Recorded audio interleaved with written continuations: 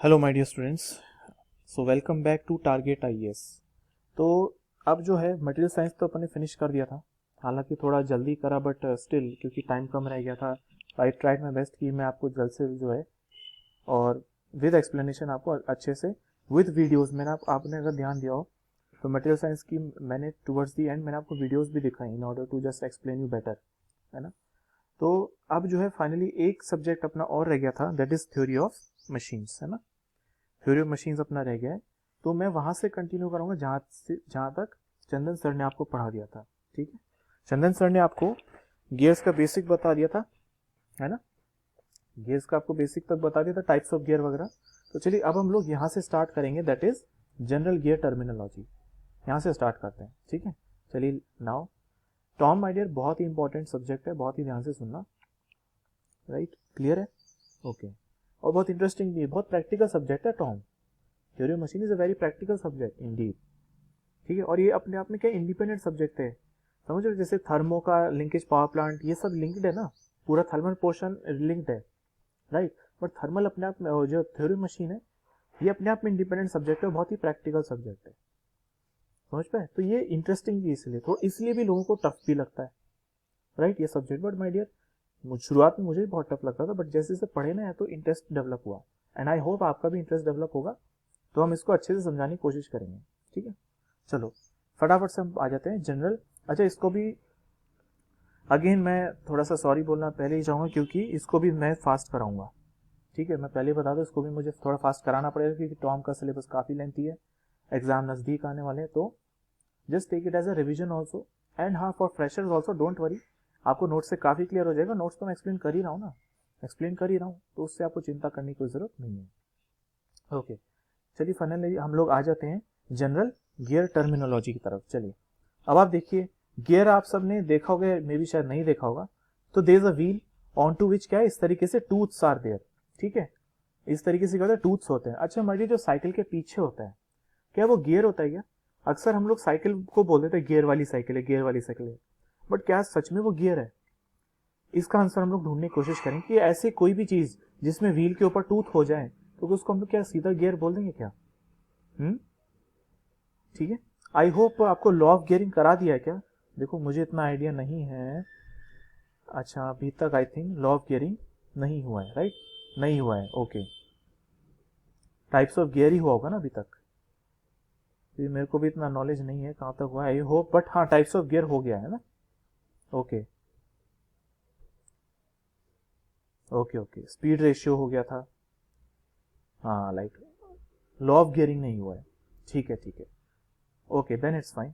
तो हम लोग, मैं वही कह रहा हूँ कि कोई भी ऐसी चीज, कोई भी ऐसा व्हील जिसके ऊपर टूथ है इस तरीके से, या जैसे आप साइकिल के पीछे आप देखते हो, उसको माय डियर हम लोग गियर नहीं बोलते, स्प्रॉकेट बोलते हैं, स्प्रॉकेट। और हम बोल देते हैं आम भाषा में गियर वाली साइकिल, ऐसे ही बोलते हैं, लेकिन माय डियर आपसे मत बोलना गियर वाली साइकिल, उसको बोलना स्प्रॉकेट वाली साइकिल, स्प्रॉकेट है ये, ठीक है। तो हम आंसर ढूंढने की कोशिश करें कि ऐसी भी हर चीज को हम गियर बोल देंगे, ऐसा नहीं है कि गियर की में कुछ स्पेशलिटी है, वो हम ढूंढने की कोशिश करेंगे आगे इन फर्दर लेक्चर्स। सबसे पहले हम लोग गियर, जनरल गियर टर्मिनोलॉजी समझते हैं। अच्छा गियर की आप लोग खासियत पता लगी, गियर होता क्या है कैसे है ना, वो सब समझा दिया गया था। गियर माय डियर, गियर की सबसे बड़ी खासियत मैं आपको बता दूं, at high speeds, even at high speeds, gear जो है ना, गियर की खासियत क्या है, it maintains its speed ratio, सबसे बड़ी खासियत यही है। बाकी belt drive, rope drive, chain drive जो होते हैं, आफ्टर सर्टेन स्पीड क्या होता है, उसमें स्लिपेज चालू हो जाता है, तो इसलिए वो स्पीड रेशियो जो है वो मेंटेन नहीं हो पाता, जो कि गियर में हो जाता है। इसलिए माय डियर ऑटोमोबाइल्स देख लो, आप कहीं पर भी देख लो, बड़ी बड़ी हैवी मशीनरीज देख लो, कोई भी मशीनरी देखो, कहाँ आपको गियर नहीं मिलेगा, क्योंकि जो हाई स्पीड रनिंग मशीन होती है स्पेशली उसमें गियर यूज करना ही पड़ेगा, क्योंकि belt drive, rope drive, chain drive, they are also good, they have their own advantages, लेकिन माय डियर एक स्पीड के बाद उनमें स्लिपेज का प्रॉब्लम हो जाता है, तो स्पीड रेशियो रिक्वायर्ड मेंटेन नहीं हो पाता, इसलिए हम लोग इस गियर ड्राइव पे आ गए, इस जो ड्राइव होती है गियर ड्राइव, उस पर हम लोग आ गए, ठीक है। और ये बहुत ही महंगी ड्राइव होती है, आपको पहले ही मैं बता दूं, आपको बता दिया होगा आई थिंक सो, या नहीं बताया होगा, तो मैं बता रहा हूँ, gear drives are very costly drives, पहले ही बोल देता हूँ। और वो कॉस्टली क्यों है वो भी अपन देखेंगे आगे, सब आपको पता लगेगा कि हर दुनिया में कोई भी व्हील के ऊपर टीथ बना दिया इस तरीके से, तो वो हर दुनिया में इसी चीज को हम गियर नहीं बोलेंगे। जैसे स्प्रॉकेट, स्प्रॉकेट को आप गियर नहीं बोल सकते, ठीक है। और इसीलिए गियर महंगे होते हैं। गियर अपने आप में गियर ही है, और कोई चीज़ अगर आप गियर जैसा बनाओगे गियर नहीं है, ठीक है। गियर में कुछ चीज़ होती है जिसको फॉलो करना पड़ेगा, जिसको हम लोग लॉ ऑफ गियरिंग बोलते हैं। वो अगर फॉलो नहीं हुआ, काट पे फेंको उसको बाहर, तो उसका आप गियर बोलोगे नहीं, ठीक है ना। गियर बहुत ही एक्यूरेटली प्रिसाइसली मैन्युफैक्चर होते हैं, इसीलिए भी वो बहुत कॉस्टली होते हैं। Gear are very costly components, ठीक है। चलो फटाफट देखते हैं जनरल गियर टर्मिनोलॉजी। तो इस तरीके से आप देख रहे हैं, ये बनाया गियर का एक पोर्शन बनाया है, ठीक है। तो that is the root part of the gear and that is the teeth, और ये पूरा एक सर्कल में बनेगा, ठीक है। अगर मैं आपको लोगों को दिखाऊं फटाफट से गियर, ठीक है, आप लोगों को मैं जल्द से जल्द गियर दिखाता हूं, ठीक है। ये देखिए माय डियर, ये होते हैं गियर्स, आप देख रहे हैं जितना भी इमेजेस, ये होते हैं गियर्स, ठीक है। ये देखिए, तो ये हेलिकल टाइप का गियर है ना, ये स्पर गियर है, ठीक है। आई थिंक इस सब आपको बता दिया होगा गियर्स क्या होते हैं, आपको फील है ना गियर्स होते क्या हैं। ये उन लोगों के लिए जिन्होंने कभी गियर देखा ही नहीं, ठीक है। अब आ जाओ वापस। तो ये गियर का मैंने बनाया कुछ पोर्शन। अब इसमें there are many terms, you have to understand each and every term very very carefully, ठीक है। चलो अब पहले एक एक टर्म पे बात करते हैं। सबसे पहला क्या, पिच सर्कल। ध्यान से देखना, ठीक है। पिच सर्कल देखो, ये जो सर्कल है इसको हम लोग बोलते हैं क्या, पिच सर्कल। देख रहे हो ये वाला जो सर्कल है, क्या ये रियली में एग्जिस्ट करता है क्या, नहीं, इट्स एन इमेजिनरी सर्कल। पहले तो समझ लो, गियर में पिच सर्कल नाम का सिर्फ इमेजिनरी कंसेप्ट है, that's not the real circle, लेकिन इसका अपना एक सिग्निफिकेंस है, ठीक है। वो देखते हैं क्या है। समझो it is an imaginary circle in the gear where the pure rolling motion is observe. तो पहली चीज तो ये कि ये वो सर्कल है, वो इमेजिनरी सर्कल है गियर का जहां पर प्योर रोलिंग मोशन होता है, and where the mating gears transfer the power. इसी के थ्रू जो है माय डियर, जो है the mating gears transfer their power. So always when we write power, power क्या होता है, क्या, torque into omega, right, torque into omega. Power क्या होता है, टॉर्क इनटू ओमेगा, और ओमेगा क्या होता है, सॉरी टॉर्क क्या होता है, force into arm radius, and which radius we take, always pitch radius, pitch circle radius we take. समझ पाए आप मतलब, तो हमेशा कौन सी रेडियस हम लोग लेंगे, पिच सर्कल की ही रेडियस लेंगे। अरे आई होप यहां तक ठीक है। So being an imaginary circle it can not be the physical characteristic, है ना, but being the most important circle it is one of the biggest specification of the gears, ठीक है। It is one of the biggest specification although it is imaginary, and the size of the gear is specified by the diameter of the pitch circle only, ठीक है। तो तीन खासियत पता लगी, एक तो इसके अलोंग होता है प्योर रोलिंग मोशन, दूसरा the power transmission takes place to this only. Power transmission जब भी हम इक्वेशन लिखते हैं टॉर्क इनटू ओमेगा, तो we take pitch circle radius, and third क्या है, the size of the gear is determined by the pitch circle only. And my dear, जब भी दो गियर्स को आपको मेटिंग दिखाना हो तो हम हर बार क्या करते हैं, ऐसे गियर नहीं बनाते हैं, इस तरीके से गियर शो नहीं करते, बहुत टाइम लगता है। तो हम क्या करते हैं, सिंपली दोनों का पिच सर्कल को मेट करा देते हैं इस तरीके से। ये ज्यादा ही मेट हो गया,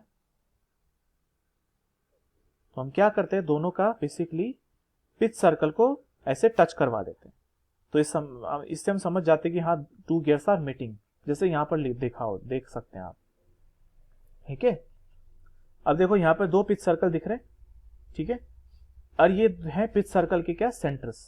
one is gear, one is called pinion. Pinion क्या होता है, small sized gear, that's it, ठीक है। इस गियर के मुकाबले इसका जिसका पिच सर्कल रेडियस छोटा होता है उसको हम लोग पिनियन बोल देते हैं, दैट्स इट, ठीक है।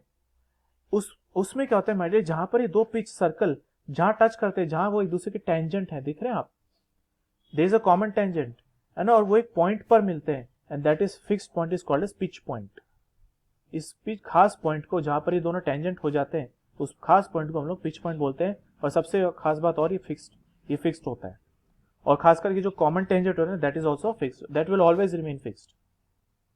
समझ गए pitch circle radius. Next is what, circular pitch. Circular pitch क्या होता है, देखो पिच होता क्या है बताओ, स्क्रू में हम पढ़ते हैं pitch.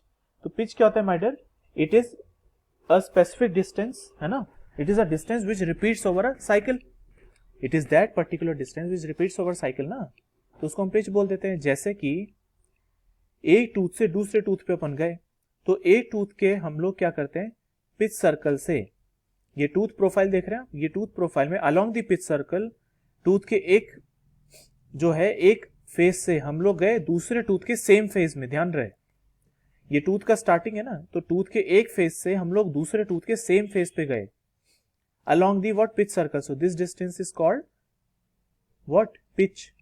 And pitch should be always defined along the pitch circle only. ठीक है, अब इसको निकालेंगे कैसे? देखो बहुत ही सिंपल फंडा है. What is the circumference of the pitch circle? Pi d. Simple फंडा है, pi d. How many number of teeth are there? T. So therefore pitch circular pitch will be what? Pi d upon t. Simple फंडा है, number of teeth से आप divide करेंगे तो circular pitch आ जाएगा. And that circular pitch ये देखा गया है, that will be what? Tooth thickness plus tooth space. देखो यहाँ पे अभी प्रूफ कर देता हूँ. टूथ थिकनेस होती है always along the pitch circle. Again देखो वैसे तो यहाँ पे थिकनेस कर रही वेरी, लेकिन अगर हम टूथ थिकनेस की अगर हम डिफाइन करते हैं तो अलोंग द पिच सर्कल ही करते हैं. So this is what is the tooth thickness which is along the pitch circle only. And ये जो होता है that is tooth spacing, that is the tooth spacing. So हो गया ना. अभी अपन ने देखा था कि जो पिच है यहां से यहां तक डिफाइन था, distance between this point two this point. So that is nothing but summation of tooth thickness plus tooth space. ठीक है, प्रूव हो गया यहां से प्रूव हो गया नहीं? ओके, आई होप यहां तक क्लियर हो गया. नाउ माय डियर एक चीज और आप ध्यान से सुन लो कि the tooth for the two mating gears always their pitch circle must be what? Sorry, हाँ, circular pitch must be the same. That is very very important. दो गियर्स को मेट करने के लिए बहुत ही इंपॉर्टेंट कंडीशन है क्या? कि उनके पिच सर्कल जो है that is a circular pitch that should be the same. ठीक है, ऐसा मैं क्यों बोल रहा हूं? क्योंकि माय डियर आपका जो दो गियर्स वो तभी मेट कर सकते जब दोनों गियर्स के टूथ थिकनेस और टूथ स्पेस बराबर हो. अगर टूथ थिकनेस टूथ स्पेस बराबर नहीं होगा तो क्या होगा? ठीक है, तो एक सपोज टीथ यहां पर आ गया जिसका थिकनेस कम है, तो वो तो इधर उधर रगड़ खाएगा ना इसके साथ में back. It will create what? It will collide. Each tooth will collide with the gear, second gear tooth. वो कोलाइड करेगा ना, तो मतलब पावर ट्रांसमिशन नहीं हो पाएगा. Power transmission will not take place. The required power transmission will not take place. There will be slippage taking place. समझ रहे? स्लिपेज होगा. दूसरा, टूथ आपस में भिड़ेंगे अगर स्पेस कम होगा, और अगर स्पेस ज्यादा कर दिया आपने तो फिर तो मेट ही नहीं करेंगे. अगर एक बड़ा ही टूथ ले लिया आपने तो मेट ही नहीं करेंगे ना एक दूसरे से.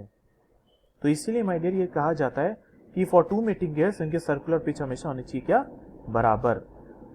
Because tooth space of one gear becomes and tooth thickness क्या होता है कि एक गियर का टूथ थिकनेस बराबर हो जाता है दूसरे के टूथ स्पेस के बराबर ही होना चाहिए, और दूसरे का टूथ थिकनेस पहले वाले के टूथ स्पेस के बराबर. तभी तो मेट करेंगे ढंग से, और ढंग से मेट करेंगे तभी पावर ट्रांसमिट होगा.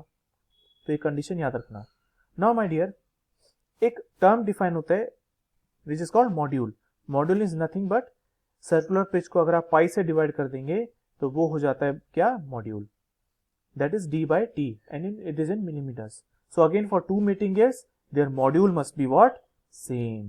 ये यहीं से आया, ऊपर से ही, ऊपर वाले से आया. ठीक है, कोई नई चीज नहीं है. सो बट मॉड्यूल की खासियत क्या है? It is always written in millimetres. ये स्टैंडर्ड है. ठीक है, and it is also important design parameter.